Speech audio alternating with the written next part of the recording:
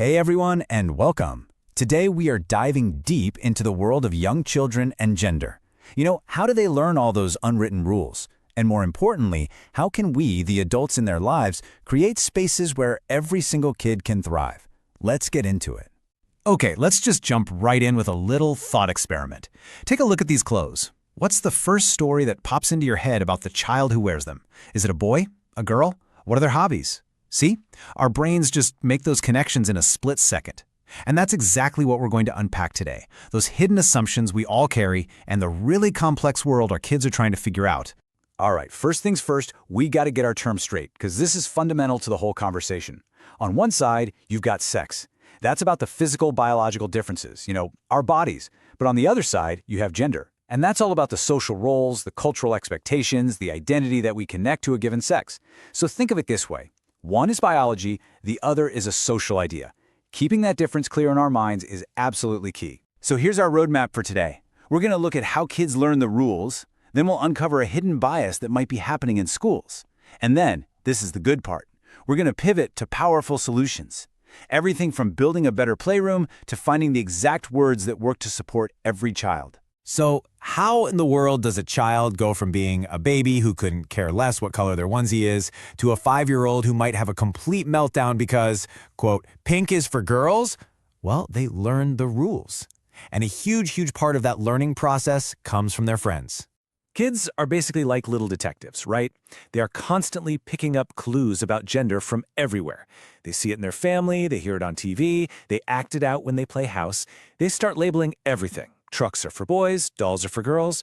But that last point on the list, that is the real game changer. They get constant feedback from their peers. And believe me, that feedback is incredibly powerful. In fact, their peers can become what some researchers actually call the gender police. It's like they create this really clear system of rewards and punishments. If you stick to the group's idea of what a boy or a girl is supposed to do, you're in. You get to play. But if you break those rules, well, that's a whole different story. And this number just perfectly illustrates the consequences of breaking those rules. Research shows that boys who choose to play with toys that are traditionally seen as for girls, like dolls, are 5 to 6 times more likely to be harassed by the other kids. Let that sink in. 5 to 6 times. That is a massive amount of social pressure for a little kid who's just trying to play. And, this social pressure, it's not just coming from other children. Research points to a pretty surprising and systemic issue that actually starts in the classroom. It's a hidden bias against boys in a lot of early education settings. Just take a look at this data.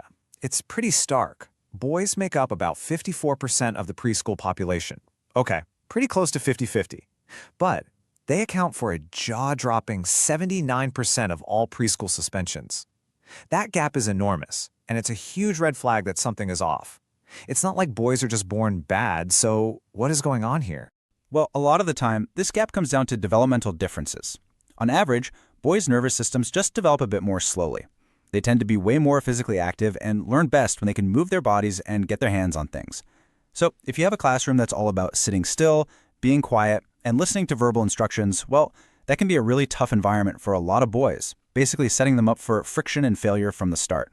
Okay, so we've laid out the problems. You've got the peer policing and this systemic bias in classrooms. But the good news is we can actually do something about it. So let's switch gears and focus on the solutions. Let's look at some real, concrete strategies for building a better, more equitable playroom for every single kid. To better serve boys, we can make some really simple but super effective changes. What about adding a woodworking center for some hands-on building? Or maybe reworking the dramatic play area so it has construction gear and superhero capes right next to the kitchen set. We can bring in books about monsters and big trucks, and, this is a big one, make sure there is plenty of time to just run around and be active outside every single day. And these same ideas really help create a better environment for all children. Let's get books that show dads cooking dinner and moms who are firefighters. Let's please stop dividing kids into boy lines and girl lines. A simple switch to "Good morning, everyone" feels so much more inclusive. And this is so important. Let's praise kids for their kindness, or how hard they tried, or their amazing creativity, not just for how pretty a girl's dress is or how strong a boy is. All right, so what do you do in the heat of the moment? When you hear a kid say something that reinforces a stereotype, it can be really tough to know how to respond. So think of this next section as your toolkit. These are actual scripts for what you can say. I bet you've heard this one, or something pretty close to it. A kid gets shut out of an area, like the play kitchen, just because of their gender. It is a textbook example of that gender policing we were just talking about. So how do you handle it? Well, you can state a clear, inclusive fact. We can all learn how to make a recipe. You could also model the right behavior. Well, I'm going to play here with anyone who's interested. But really, the most important thing is the simple, direct message you send. Everybody can play in the kitchen. Period. No debate, no shame, just a clear, new rule for the classroom. Okay, here's another common one. And this one usually comes from a place of genuine curiosity. A child notices another kid expressing themselves in a way that doesn't fit the rules they've learned so far, and so they ask a question. Again, the best response is gentle, it's factual, and it opens up possibilities. You can just state, there are lots of different ways for boys to dress and lots of different ways for girls to dress. Or you can simplify it even more. Clothes are clothes. Your goal is just to deliver a simple, powerful message that breaks that old rule and gives them a better one to replace it. Colors are for everyone. And that brings us to our final and I think most critical point. Beyond just correcting stereotypes, how do we actively build an environment of true affirmation and acceptance for every single child, especially for those who might be gender diverse? The core idea here is something called gender affirmative care, and I promise it's not nearly as complicated as it might sound. Really, at its heart, it's just about responding to a child's identity with love, with support, and with acceptance for who they tell you they are. So what does that actually look like day to day? Well, it means believing kids when they tell you who they are. It means being their champion and stepping in if they're being mistreated. It means making sure your bookshelf has books with gender-diverse characters, supporting their self-expression, and, maybe most importantly, taking the time to educate yourself. And this is so important for us adults to really hear, because it can get rid of a lot of unnecessary anxiety. A little boy who loves playing with dolls or a girl who loves rough and tumble play, that does not predict who they will become or who they will love when they're an adult.